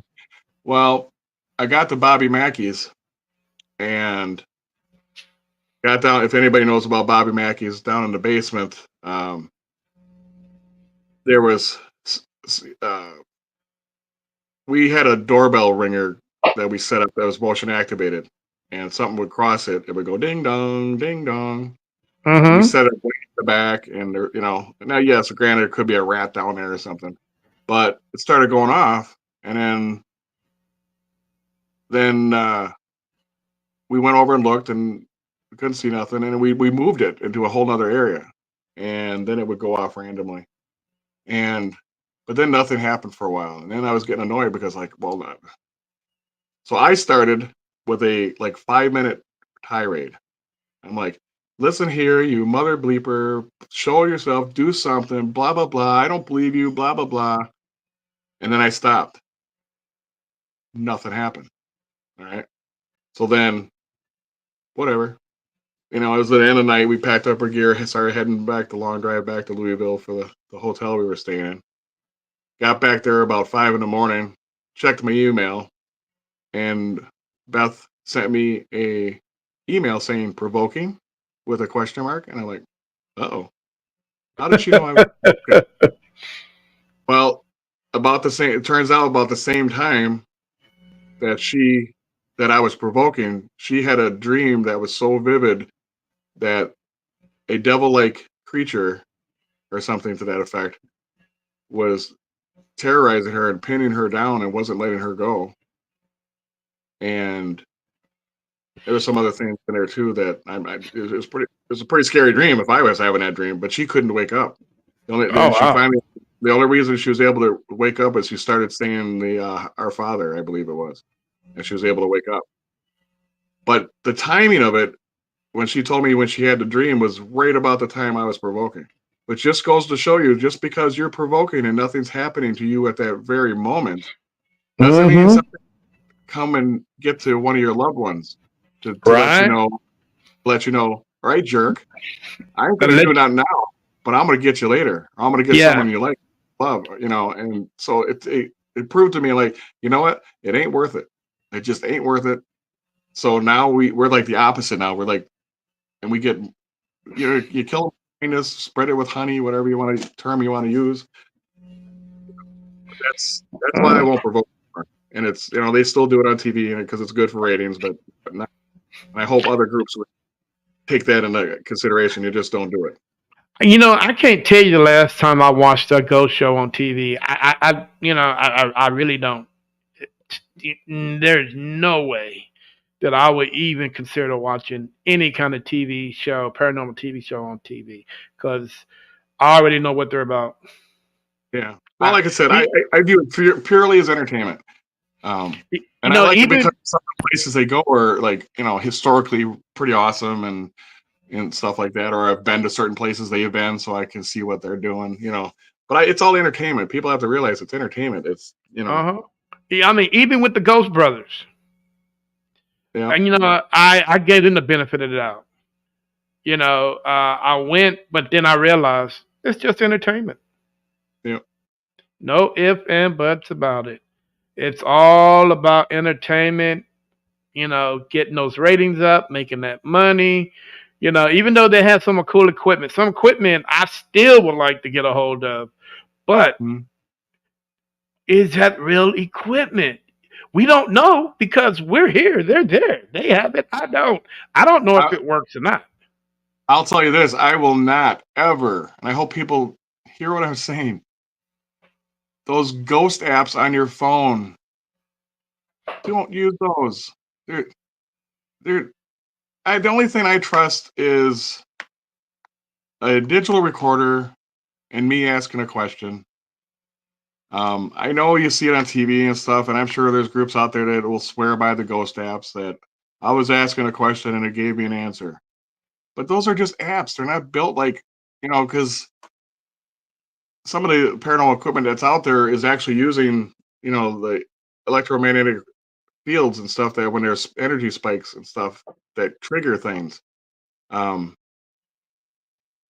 it's an app. There's nothing built into an app that can sense. At least I could be wrong, but that's sensing an energy spike or something. You know, Right? the stuff that senses that is actual physical stuff that's in like a phone or a piece of equipment with capacitors and resistors and stuff that actually can measure stuff like that. Not an app Hmm. that just you don't know how that app is built. You don't know if it's actually listening to what you say and then it's maybe programmed to say the word apple. Like I'm in a Yeah, you haunted cornfield and there's this apple orchard over there. Do you ever visit the apple orchard? And then word comes through and says apple.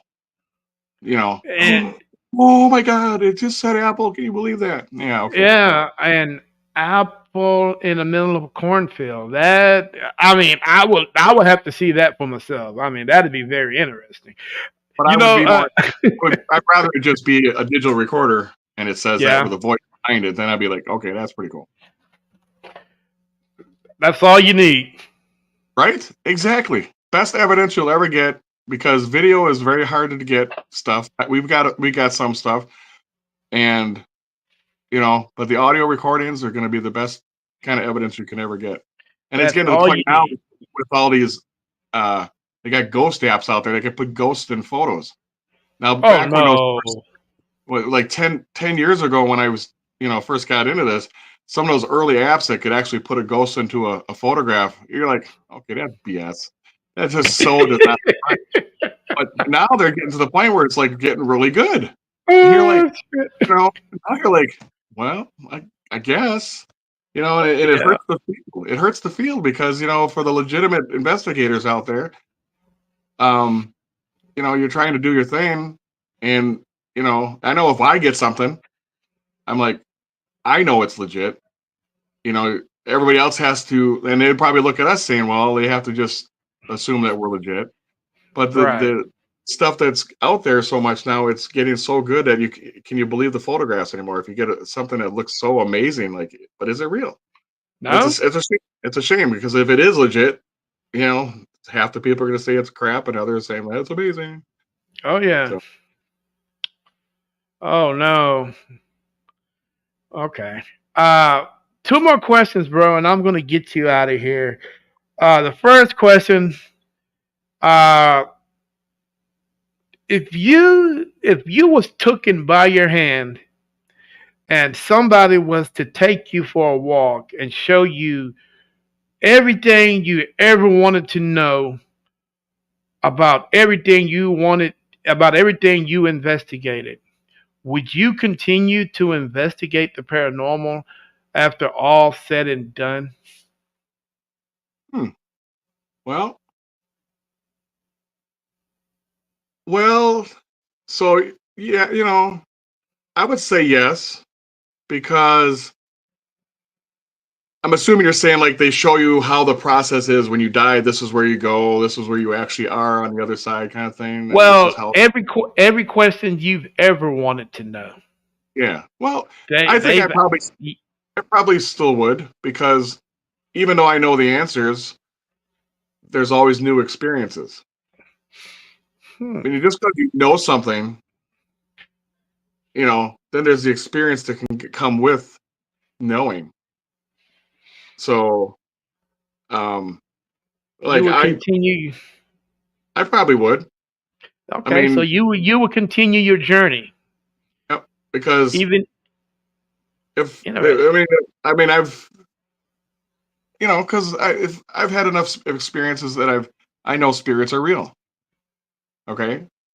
Now, sure, based on your question, that I know that they're real and this is where they are and all that, but it's like, okay, but I know it now. But now it's the randomness of the next experience. Like you go into a new location and something else happens. Now, when that experience happens, then you can go back onto what you already know and say, okay, that's how they got there. You Yeah, know, but you know. you know, you know, so Okay, well, a lot of I get a lot of different answers when I ask that question to different people that's been on my show. Some would say all questions have been answered. There would be no reason for me to carry on with my journey because I know every question that I've ever thought of has already been asked. So I think I would retire after that. And hey, I totally respect that. Me myself, I would probably do the same. I would probably retire, but there's some out there like yourself that would continue on with their journey, because even though you know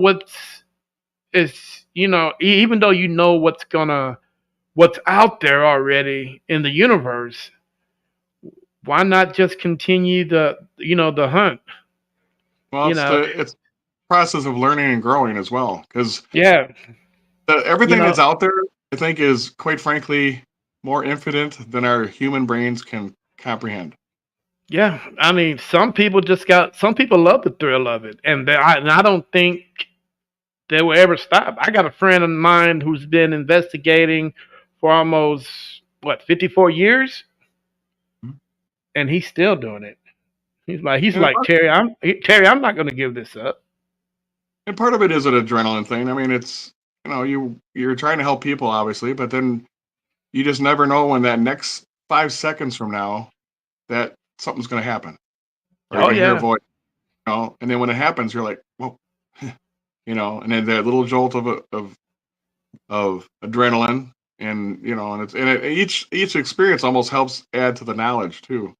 That Or better yet, they'll say, "Hey, Charles, Terry, your time is coming soon." yeah. I wouldn't know how to take that. I mean, I think I would be excited for at least, but then again, I'm like, damn, my time is coming. Yeah, Thanks I for scaring the thought fuck about out of me. I'm like, if I want to know if I'm gonna die, I'm like, well, obviously, if they tell you got some kind of disease or something, then you kind of got to start coming to reckoning with that. If there's no cure, but um, I don't know. I think you would want to just try to live your life. Live each day like today could be your last day because you don't know. Tomorrow I could go out and get hit by a bus and I'm dead. And this little podcast here will be my testament to the world, I guess. Yeah, But so don't try to live a good life and help others. and do the And best you can. I mean, I there's a mean, reason we're all on this planet. Even I know it sounds crazy because why was Jeffrey Dahmer put on this planet? Well, you know, ooh wee, yeah, and you so have to many get out others. of it a little bit, but there's a reason. Maybe everything he did, we learn from it so we can find the next serial killer sooner. Before they kill more people. I don't know. I mean, I'm not Well, a forensic. I think the day I mean, I think serial killing has come to an end because I think there's other ways that people can get at you and hurt you more than being a serial killer. I mean, there's so much out there. Well, they say That's what. the FBI says there at one time there's 300 serial killers out there. Now I don't know how they get Mm, that, but it's just a matter of when I we slip up, I guess. I mean I As long as I'm not a victim, that's all. yeah. I mean That's all. there's so many ways they can get you now, man. They can take your money. I mean, there's so many things out there. Yep. You know, It's it's crazy. All right, man. One last question. I'm gonna get you out of here because I told you it'll be an hour and 30 minutes, and so we're running like 15 minutes over. One all right. last question, and I'm gonna get you out. Okay. Man, paranormal bucket list. Where would you go? Anywhere in the state, anywhere in the world. Where would you go? Ah, can it be more than one though? Sure. You get asked, okay, there's only one place. No, it can't be. Man, like all right. I'm gonna just rattle down a little list here. This off the top of my head. I would love to spend a night in the Lincoln bedroom at the White House. Hmm. Because his ghost has been around, seen a lot. Um, there's the one place that Ghost Adventures went to a long time ago that I found fascinating, that Pavalia Island or something. Mm-hmm. Um, it was oh god, it was a lot of plague victims went there and stuff. It was just really, really creepy and bad, and the history of it. Um, well, I finally got a bucket list on it because I love Civil War history. So I went, I visited Gettysburg, Antietam, Fredericksburg, Spotsylvania. Did I say Antietam? I probably did. So I've been to a lot of the battlefields and I've got EVPs from those already. So that was a bucket list experience. Um, the that there's a plantation down in Louisiana. Um, Yeah, the Myrtles. yes, that's the one. Just the history Mm. of it. Um, Tell that's the Chloe I said hello. yeah, right. Um, let's see. There was the catacombs in Paris. Man, I bet you that. Mm. Just imagine being down there as quiet as that place is. When you're just standing there, and it just got to be so deathly quiet, huh? Um, I bet you if you did an EVP down there, it would blow your mind out because you'd be like, "There's nobody else talking anywhere," and here it Right? is. Um, man, it's like some of those castles in England, the Tower of London. Um, man, ancient Egyptians. You Mm. know, Now. now here's the thing, like, because I'm here in America, I think I've only once had an EVP that came out. It was a Spanish word. Because you think about it, wherever you are, it's going to be the language that they speak there usually. Um, You would think that. you know, um, a sad place, which I thought I'm on the fence because I would like to go to like Auschwitz or Dachau concentration camps. Uh, Horrible, sad places. Like Auschwitz had like 2 million people killed there. I mean, it's one of those things you have to respect the site you're at too. You know, I'm not gonna. That's that part of me because I love history and I respect it. Mm. That Right? so that we don't repeat it. But then there's that other part of me that wants to know. Like, so if you bring in a digital recorder in the middle of one of the barracks at Auschwitz and do an EVP session, like I said, because of what it is, I almost feel like I'm being disrespectful by trying to do that. But Mm-hmm. imagine the voices you could possibly get, the different languages of all over Europe that were brought there and killed and tortured. You could get, you know, um, German, Dutch, Austrians, Italians, Spanish. I mean, you could get a whole bunch of what that would sound like. Um, Right? Or imagine you going down to Georgia and you actually step foot on 100-year-old slave plantation. Can you imagine that? oh man, that's Can you the the people that have died on that plantation? hmm, 100-year-old slave plantation. I mean, oh my God, dude! It must have.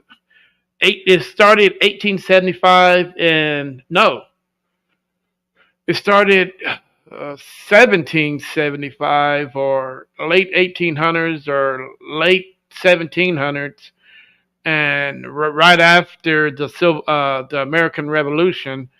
Man, next thing you know, you slavery take kids in, and you got 100-year-old slave plantation that's killed millions, thousands of slaves, and man, it's unbelievable. There's a road in, I think in Georgia, where you drive down this highway. There are slave quarters on each side for miles, oh and oh my God, dude, all that property is stained with blood. yep, Not yep. just, I mean, not just slaves, but you thinking Native Americans also because they were here before anybody. Yeah, yeah. They were yeah. This was their land, and then we came along and took it. Hmm. It's like But how would anybody feel? It's like yeah, the biggest thing, and I had a discussion with a friend of mine last week on a podcast show about Native Americans. Now, the thing about Native Americans, there were basically Native Americans in every state between Kansas, back Utah, Montana. There wasn't really too many in the California, Oregon. So there was a line. There might have been over there, but I don't know anything of them. Uh, it's not possible, Charles, that they were all wiped out. It's literally impossible that a man with a gun can start from Pennsylvania. and want to wipe out every Native American tribe as he makes himself west. Mm. Now, we're talking from Maine to Florida, from Florida all the way up to Louisiana, Arkansas, Kansas, Nebraska, Utah, Montana, all the way back east and some west. That's impossible. Yep. But That I is tell you, literally impossible. yeah, I Now, it's is it possible? Is it possible that they just went home? what do you mean? They just went home. Well, I still think we pretty much wiped out a good chunk of them, and then the ones that were left, you know, okay, we take your land, but we're gonna give you this little chunk here. We'll call it a reservation. Now, is it possible that the ones that were left were the ones that were they chose to stay? Is that possible? The others got in the ship and went. But the thing is, how can tribes that we've never even known of existed disappear? Well, It, every once in a while, there's still discovering tribes down in South America that have just been so isolated, and then somebody comes and stumbles across them, and you know, I just don't see that possible. Who would have literally every state in the Midwest, East, and then some, like I say, up in Utah, Montana, Colorado, and Nevada, and some maybe in Arizona, because we know there are Indian cave drawings in the cave in Nevada. I mean, in Arizona. So we know they were there, but colonizers didn't make their way west, but well, they wasn't there. It's weird.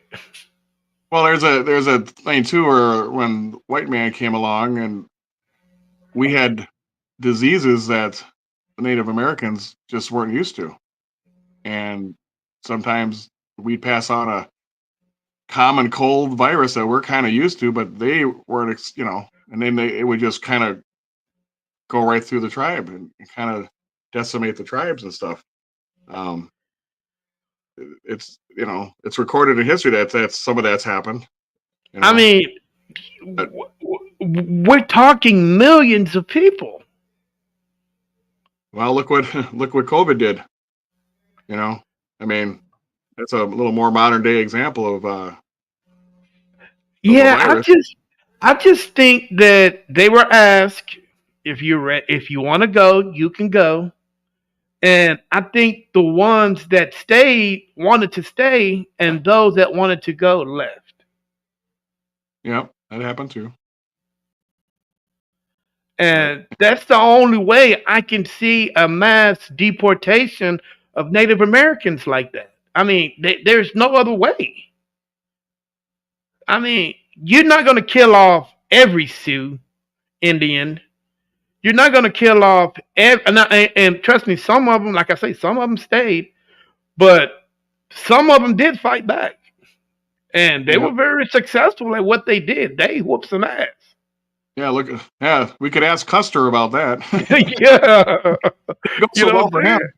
That they whooped some butt. I give them that, But but I just think, I think some of the ones that ended up staying, they just kind of gave up and said, "Please don't kill us," kind of thing. But then we gave them the reservation and they say, "Okay, you stay here," and then but we're taking everything else. You know, and yeah, it's a different way of calling it a concentration camp with a little with not you know. pretty I mean, we much. think of it like Germany did. That's that was horrible. But what we did to the Native Americans and even the Japanese in World War II. You know, we Japan bombed us, so now let's round up all the Japanese Americans, stick them in internment camps. We call them internment camps. For 4 years. Uh, was that right? No. But No, at the time, you're like, you have to kind of look at the time period it was. We didn't trust them. Oh man, didn't trust But anybody at that time period. that's when you just hope that history would give us a better perspective of things. Yeah, but you know what? I don't think people today will allow history to be repeated. Oh, well, Would you agree or disagree with that? I would disagree because look at what happened in Yugoslavia and Sarajevo back in the '90s, the Serbian War. Um, Mm. Bill Clinton was president at the time. I remember it being in the news when they went in there, and there was concentration camps in those areas.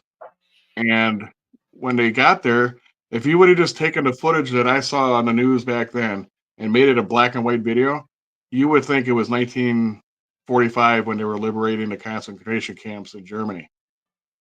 There Mm. was no difference. They were skin and bones. They were wearing ratty clothes, and this was the 1990s. Um, Interesting.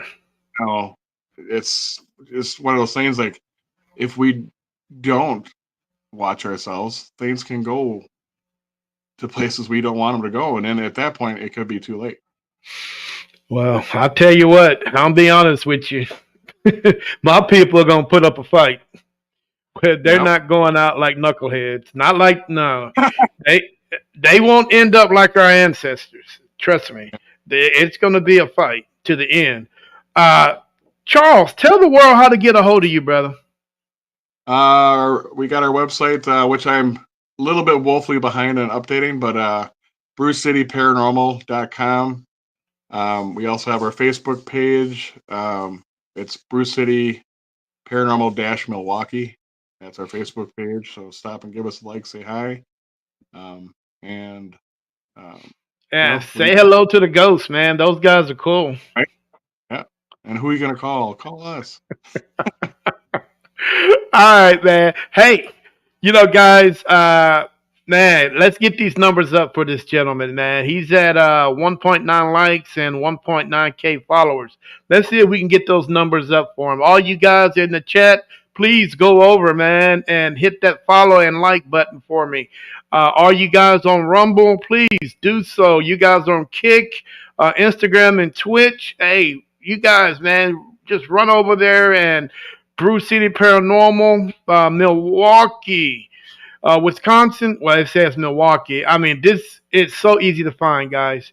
Go over there, hit that share, hit that like. Let's get these numbers up, and let's support. That's what we all about.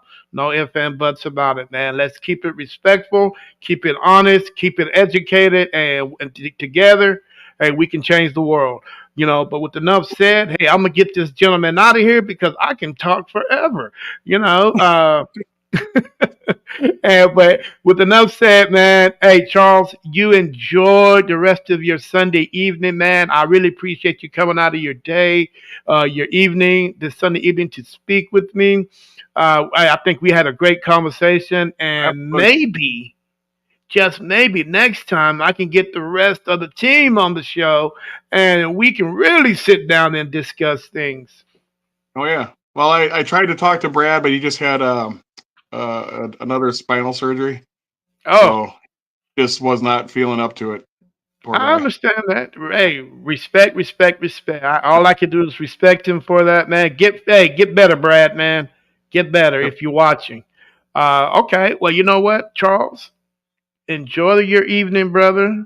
Hopefully, things will get better in Milwaukee for you. If not, you can always move down to Texas. And hang out with me for a while. It's a little hot down there for me in the summer. Ooh, it's I not. know.